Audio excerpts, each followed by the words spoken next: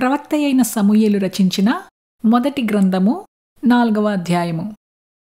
ఇశ్రాయేలీయులు ఫిలిష్తీయులతో యుద్ధము చేయుటకై బయలుదేరి ఎబెనేజరులో దిగగా ఫిలిష్తీయులు ఆఫెకులో దిగిరి.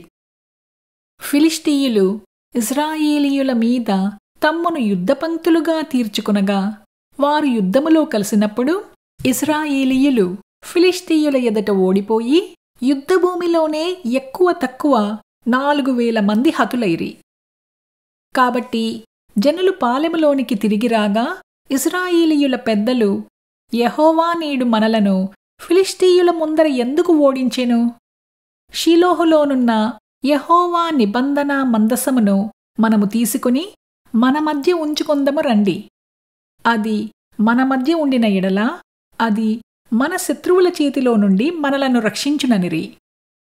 కాబట్టి జనులు షిలోహునకు కొందరిని పంపి అక్కడ నుండి కెరూబుల మధ్య ఆసీనుడయ్యుండు సైన్యములకు అధిపతియగు యెహోవా నిబంధన మందసమును తెప్పించిరి.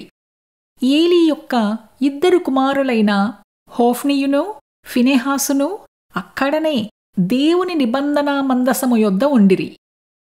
యెహోవా నిబంధన మందసము దండులోనికి రాగా ఇశ్రాయేలీయులందరూ భూమి ప్రతిధ్వని ఇచ్చునంత గొప్ప కేకలు వేసిరి.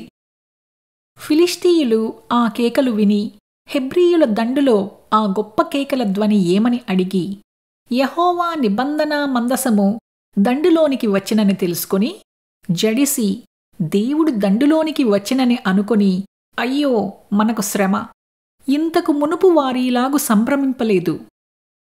అయ్యయ్యో, మహాశూరుడగు ఆ దేవుని చేతిలో నుండి మనలను ఎవరు విడిపింపగలరు?